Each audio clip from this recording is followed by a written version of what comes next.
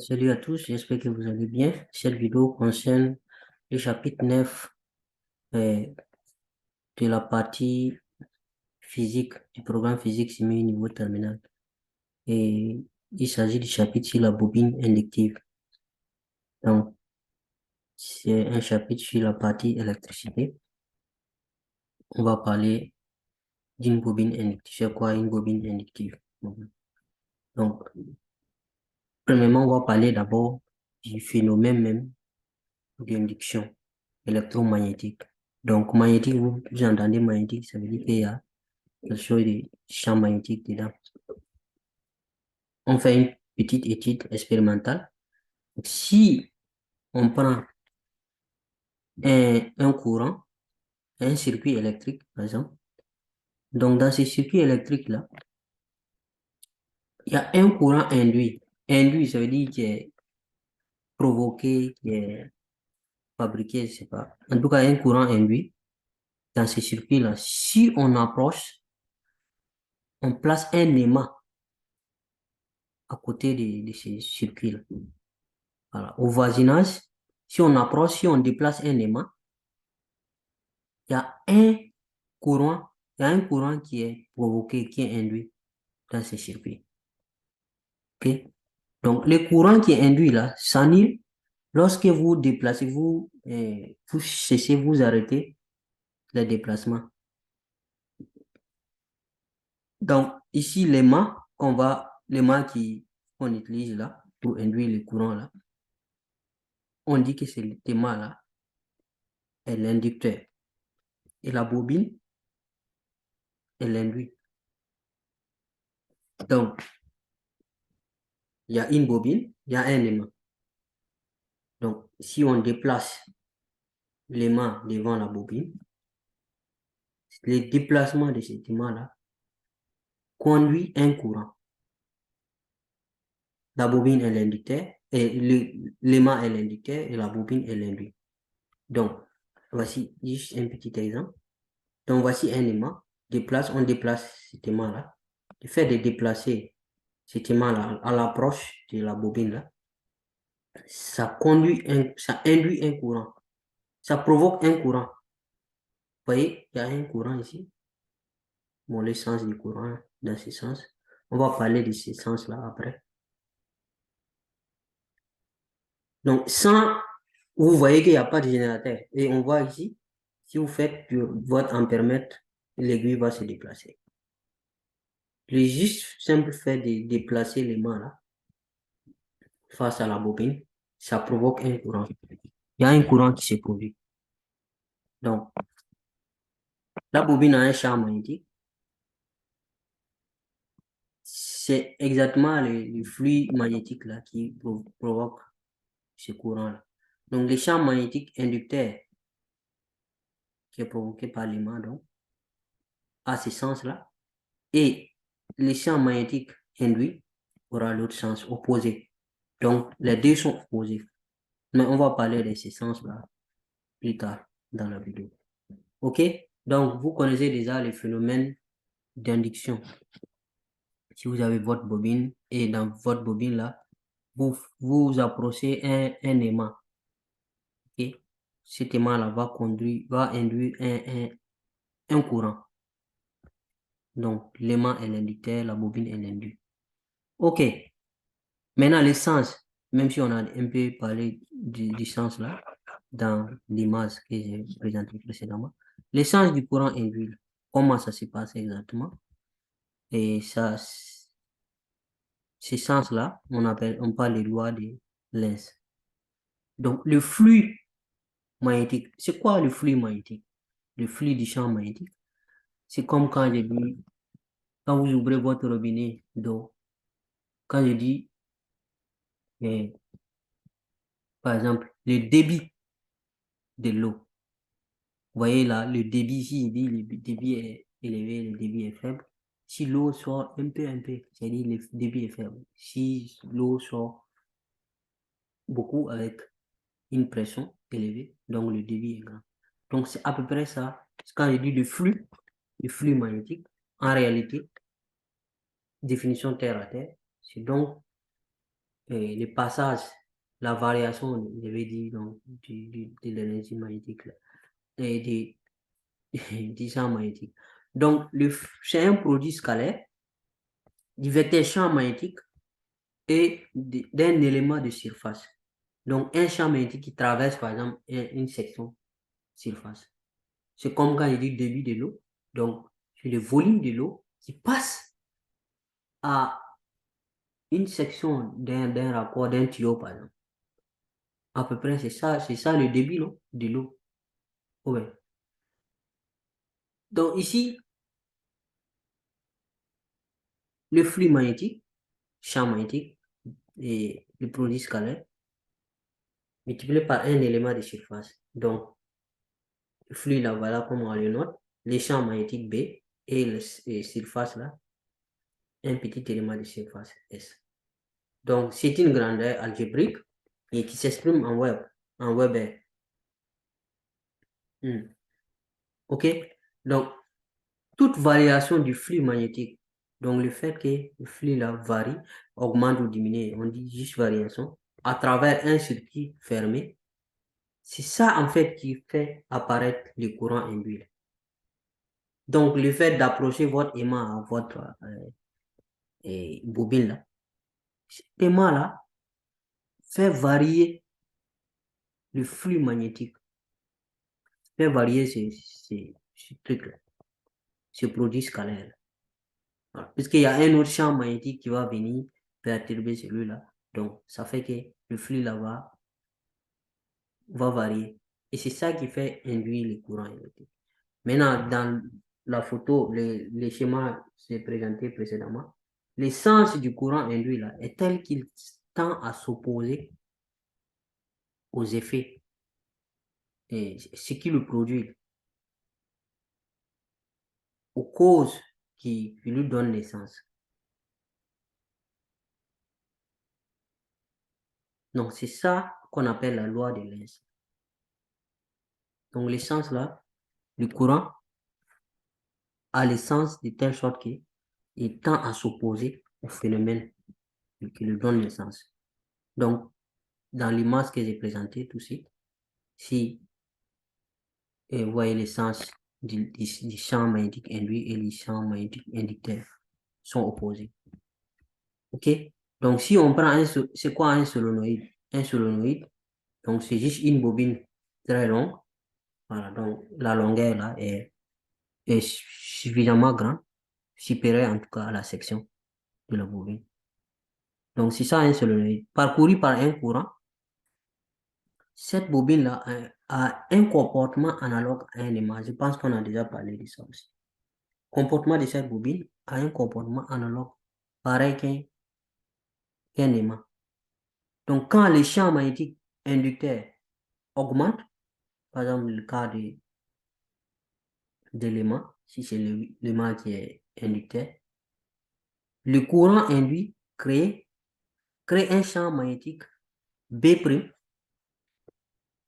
Le courant qui est induit là, lui-même crée un champ magnétique B', du sens opposé celui de B. D'ailleurs, c'est ce qu'on a vu dans le schéma précédent. Voilà. Les deux sens sont opposés.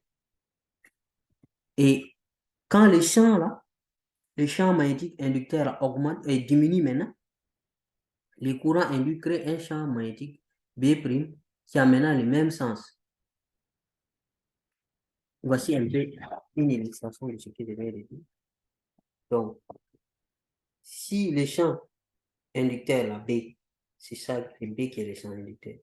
Si ce champ augmente, vous allez voir les champs B' en rose ici. Les roses, c'est les champs B. Il y a les champs qui est induit là, c'est-à-dire les champs créés par le courant induit, B', s'opposent. Vous voyez que les deux sont opposés ici. Voilà. Maintenant, dans l'autre cas, si le champ B diminue, on obtient un champ induit qui part dans le même sens que les champs inducteurs. C'est comme ça la règle, mais c'est bizarre. C'est bizarre, mais c'est comme ça. OK? Voilà. OK. On va parler maintenant des applications. Ces genres de trucs-là, le courant induit dans la vie quotidienne de tous les jours. Voilà, dans la vie de tous les jours. Si on prend par exemple un alternateur, donc c'est une machine qui produit force électromotrice. C'est quoi une force électromotrice? C'est comme une petite tension, quoi. Voilà, alternative et sinusoïdale. Ça, c'est par exemple les générateurs de, de notre bicyclette. Voilà, les quelques watts de la génératrice de la bicyclette. L'aimant quand vous pédalez votre vélo et l'aimant qui tourne là-bas, qui allume votre phare, ça c'est un alternateur. Donc le fait de tourner dedans, il y a un aimant dedans, il y a une bobine dedans. Voilà. Le fait de tourner là, c'est comme si vous déplacez en fait un aimant à l'intérieur face à une bobine. Si vous avez déjà ouvert ça, vous allez voir qu'il y a une bobine dedans. C'est un exemple parfait de ce qu'on est en train de parler ici. Voilà. Et autre chose, il y a un transformateur. Donc ça, c'est un appareil qui comporte deux bobines. Parce qu'on vous a dit qu'une bobine aussi, une solénoïde aussi, peut se comporter comme un aimant. Voilà. Donc, il y a deux bobines. L'une qui est parcourue par un courant intense qui induit l'autre. Voilà. Donc, il y a deux bobines, l'une est inductrice, l'autre inducteur. Et l'autre est induite. Et il y a aussi quelque chose qu'on appelle le courant de Foucault. Ce courant-là apparaît lorsqu'on a un disque qui tourne dans un champ magnétique. Le simple disque, si vous faites tourner ça dans un magnétique, il y a des courants qui apparaissent. Et ce courant-là qui porte ce nom-là. OK, ça c'était juste des exemples d'application. On va parler maintenant des propriétés de la bobine auto-inductive. Auto, ça veut dire quoi? Voilà.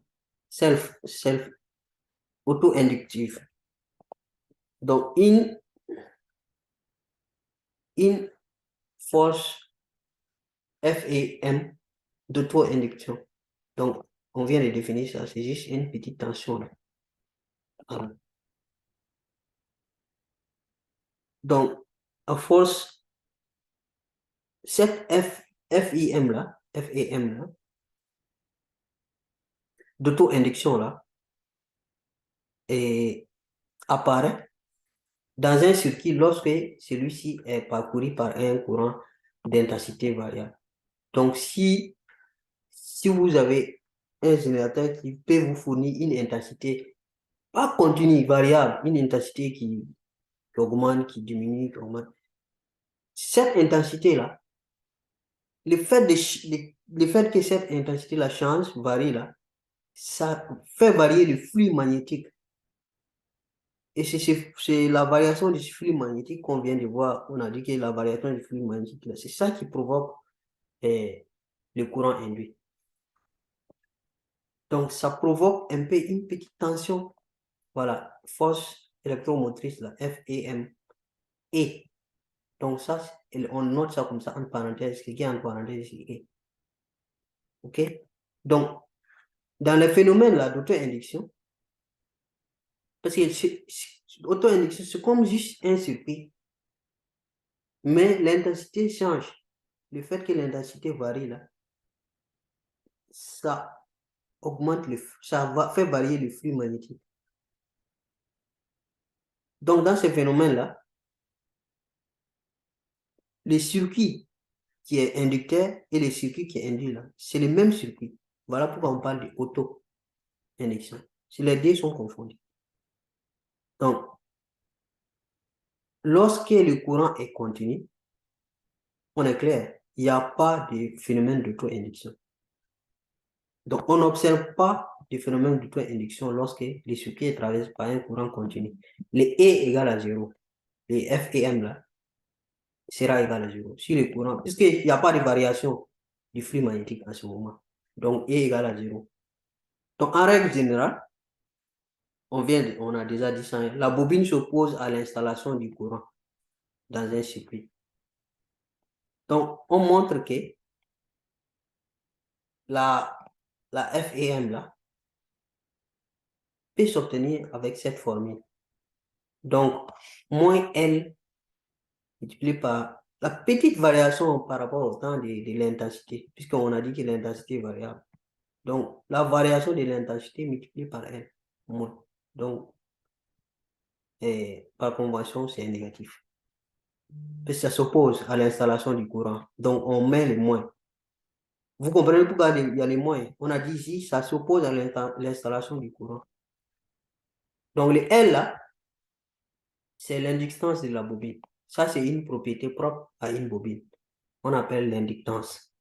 Et on va montrer après tout de suite là comment on calcule ça, la valeur de L. Donc, si on prend par exemple cette portion du circuit, du point A au point B, vous voyez dans les circuits, on a quoi? On a une résistance R et on a une bobine L, qu'on va noter ici L. Donc, si vous voyez les symboles L, ça veut dire une bobine. Si vous voyez R, vous connaissez déjà, ça veut dire une résistance. Donc, le courant, comme ça. Donc, entre le point A et le point B, A et B, comment s'écrit la loi d'Ohm? Vous connaissez la loi d'Ohm depuis la troisième. Donc, le fait que l'intensité et la tension sont proportionnelles et le coefficient de proportionnalité saisissent la résistance. Donc, U égale à R fois I moins E. Le E là, vous vous rappelez, E, on a dit que c'est la tension.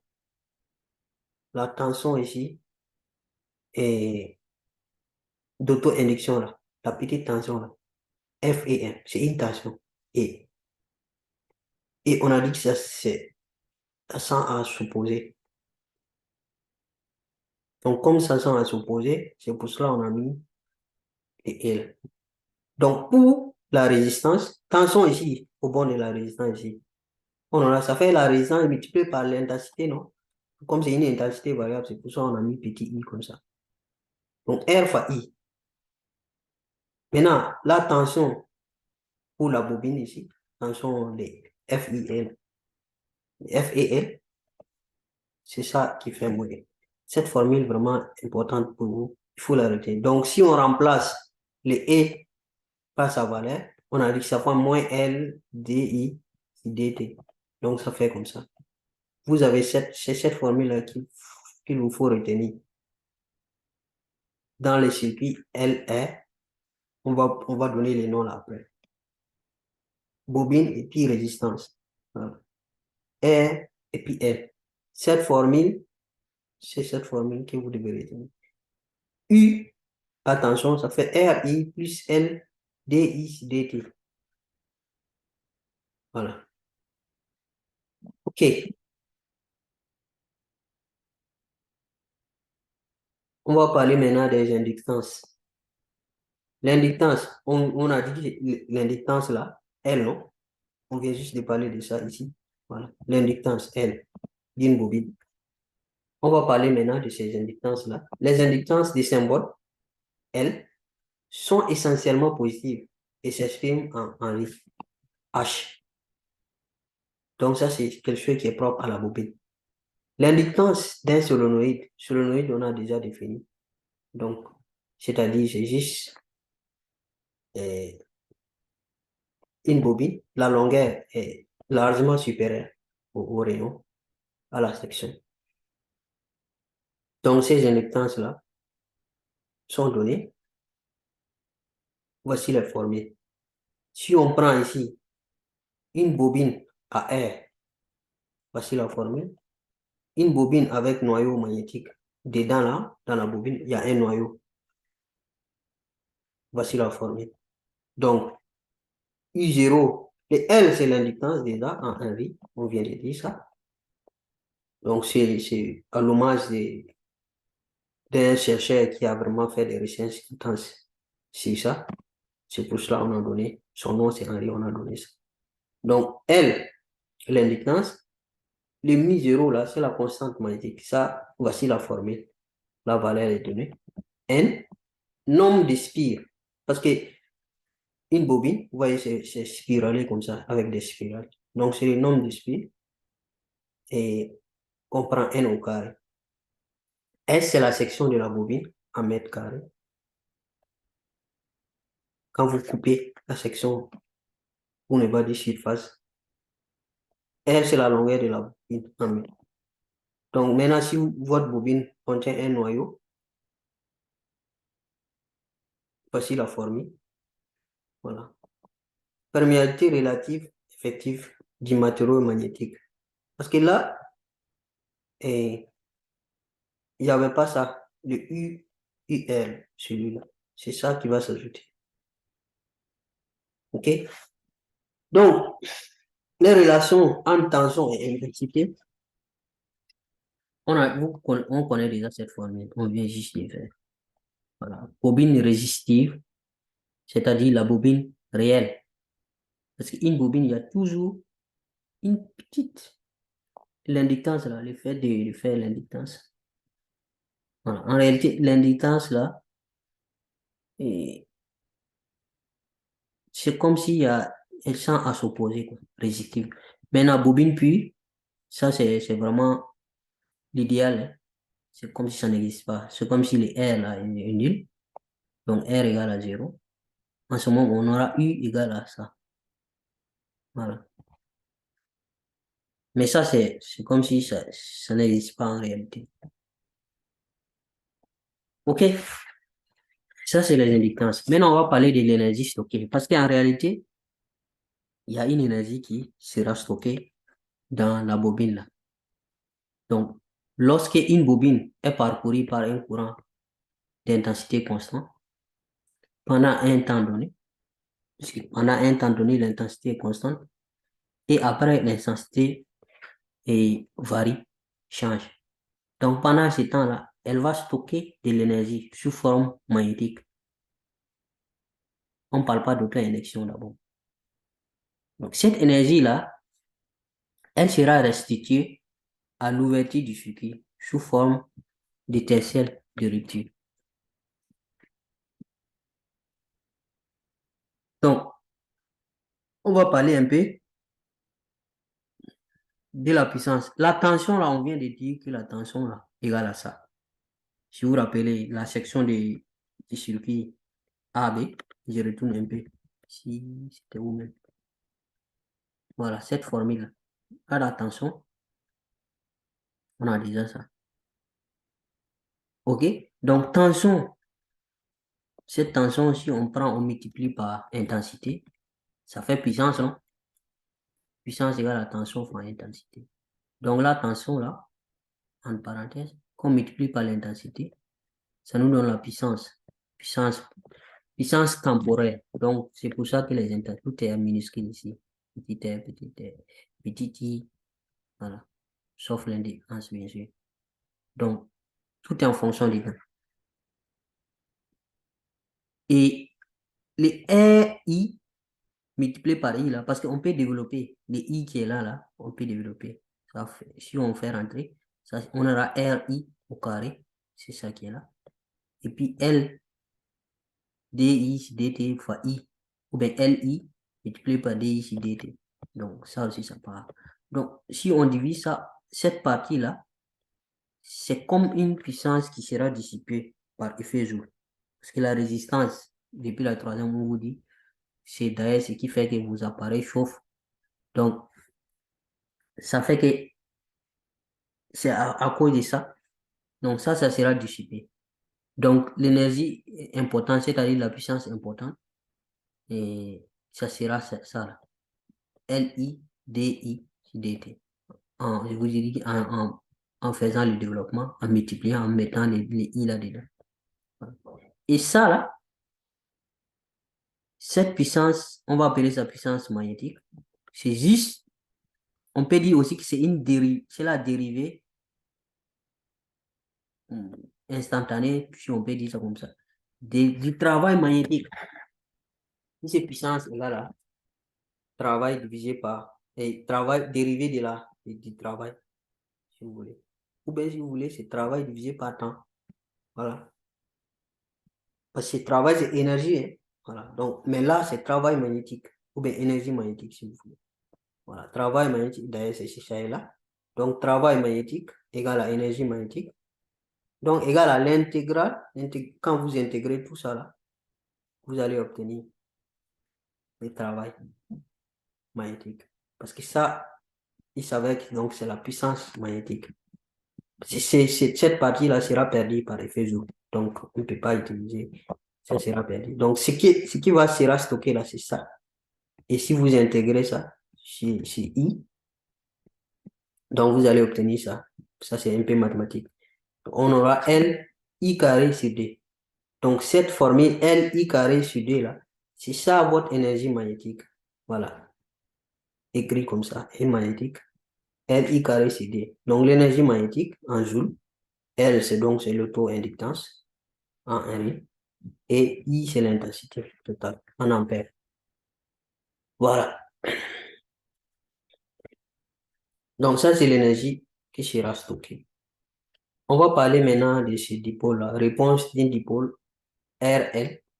R, donc, c'est résistance, L, bobine, à un échelon de tension. Ça, c'est important aussi, cette étude. Comment ces circuits-là vont répondre à ça. Donc, si on soumet une bobine euh, placée en série avec un conducteur ohmique, donc c'est ça qui fait R et L. Un circuit RL. Donc, si on soumet à ces circuits-là, comme la poisson de circuit précédent, un échelon de tension, qu'est-ce qu'on peut observer? À l'aide d'un oscilloscope, comment ça va varier? D'une part, on va observer d'abord la tension au bord du circuit, de U à AM, et après, de l'autre part, on va observer l'intensité, voilà, à un facteur R près. Donc, voici les figures. La figure 1 et l'autre figure 2. Ça, c'est juste les circuits à peu près. Donc, notre générateur à basse fréquence là, notre GBF là, et la bobine à noyau de fer lui. Voici la bobine. Voici la résistance. Donc, il y a une voie qui va présenter, on a dit, la tension au bord du circuit, c'est-à-dire AM. Donc, ça, c'est peut-être la voie YA, la tension AM au bord du circuit, du GBS là, GBF, pardon. Et l'autre voie de notre oscilloscope va montrer l'intensité. Voilà. Donc, voici les deux. La figure numéro 2 montre ici la tension. Donc, la tension va varier. Et comment l'intensité va varier?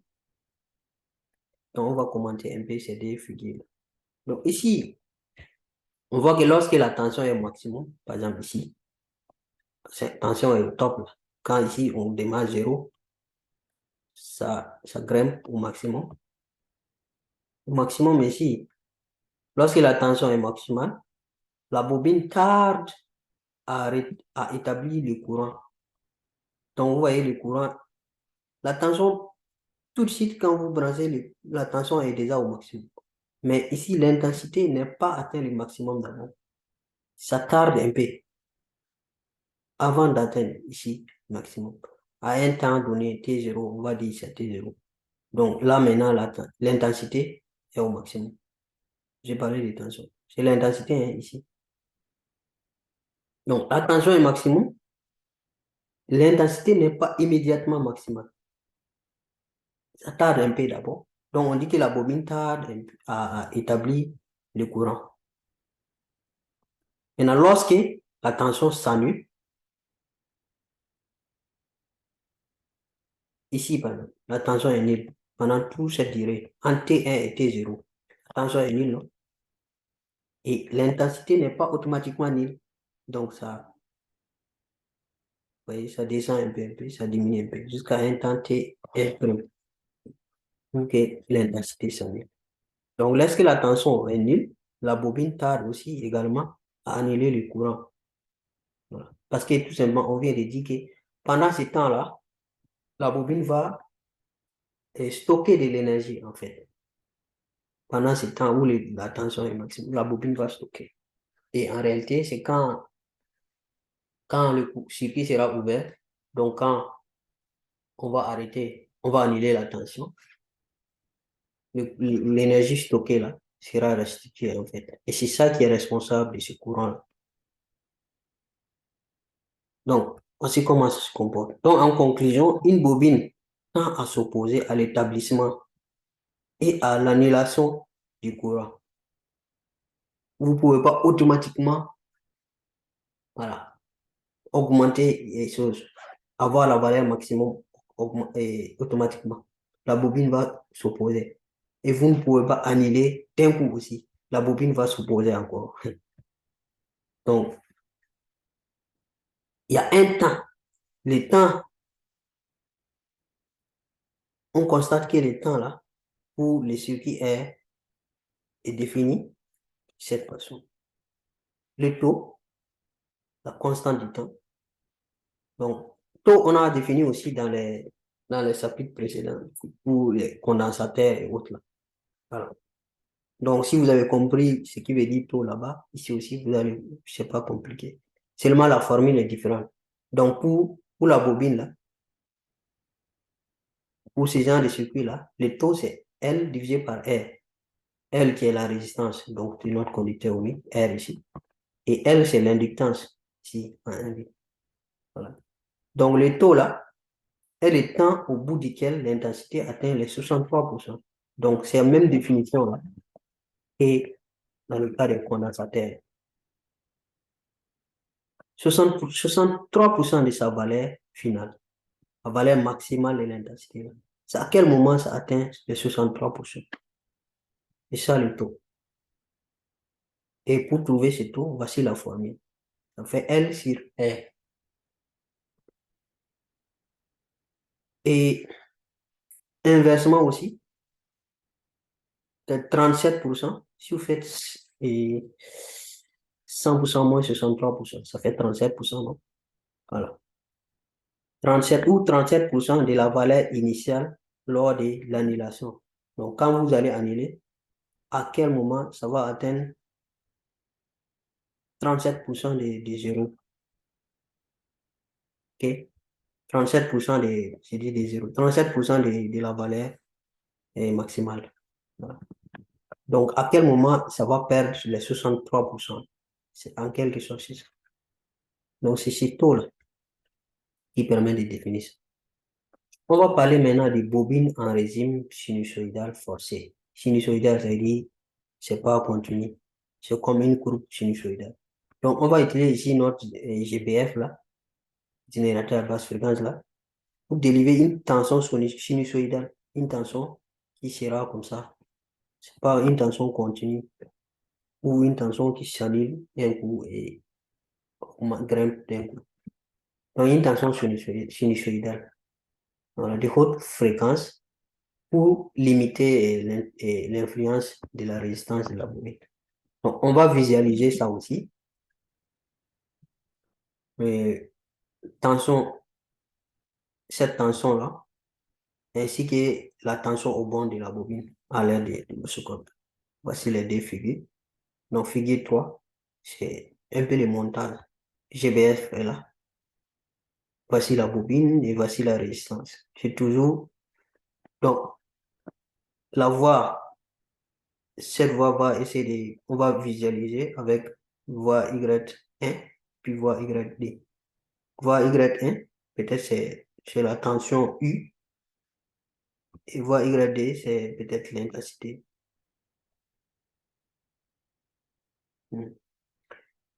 Et donc, si on choisit ici l'origine des dates, de sorte qu'on a I, l'intensité en fonction de ça égale. Comme ça, on a choisi cosinus. Donc, intensité maximale, vous voyez que toujours la fonction sinusoïdale, là, c'est toujours cette forme. Depuis le début, quand on a vu les ressorts et autres, là, c'est toujours la même forme. Donc, c'est pas, j'espère que ça, c'est pas quelque chose d'étrange pour vous maintenant.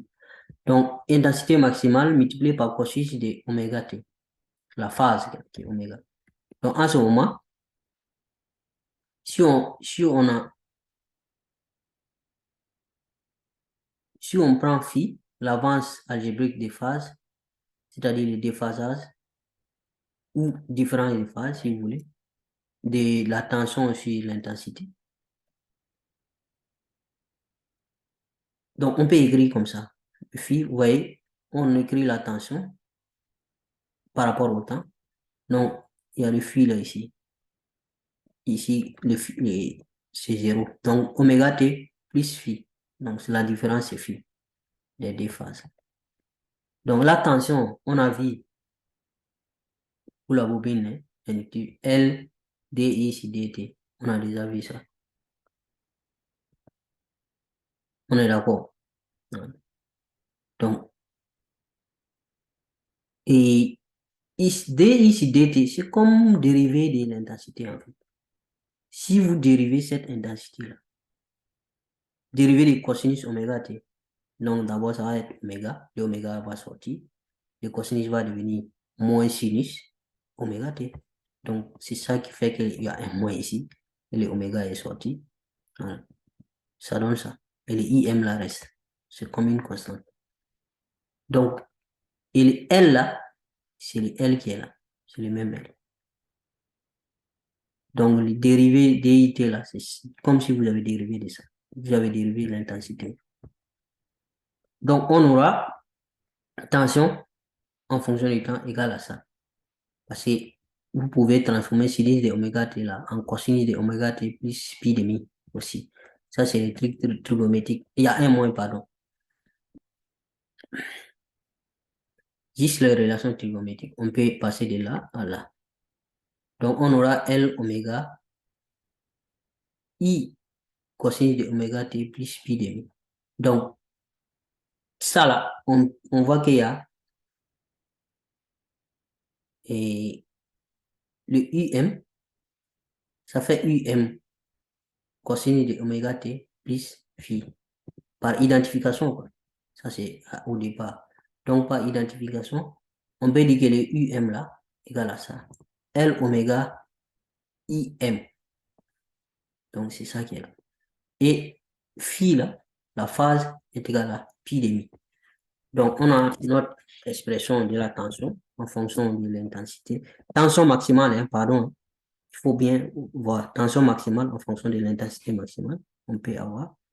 Et la phase qui est pi demi. Donc, la tension et l'intensité sont en quadruples de phase encore, dans le cas de la bobine.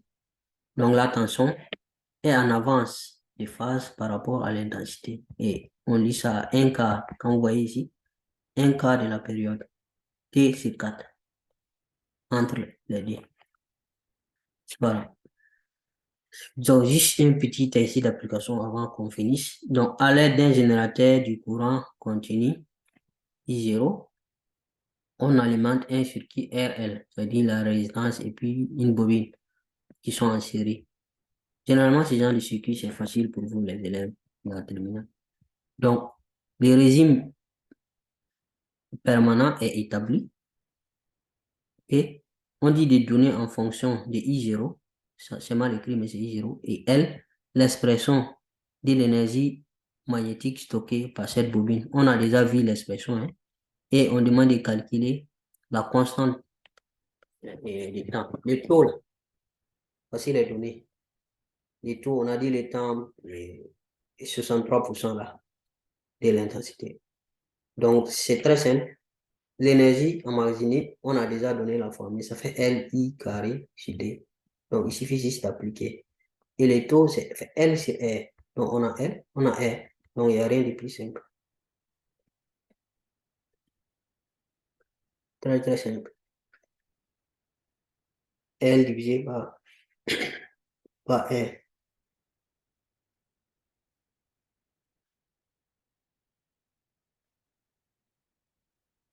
OK? Donc, je pense que c'est tout pour cette vidéo. On va arrêter là. Je vous remercie et je vous invite à suivre, partager et poser des questions. Voilà. Merci bien.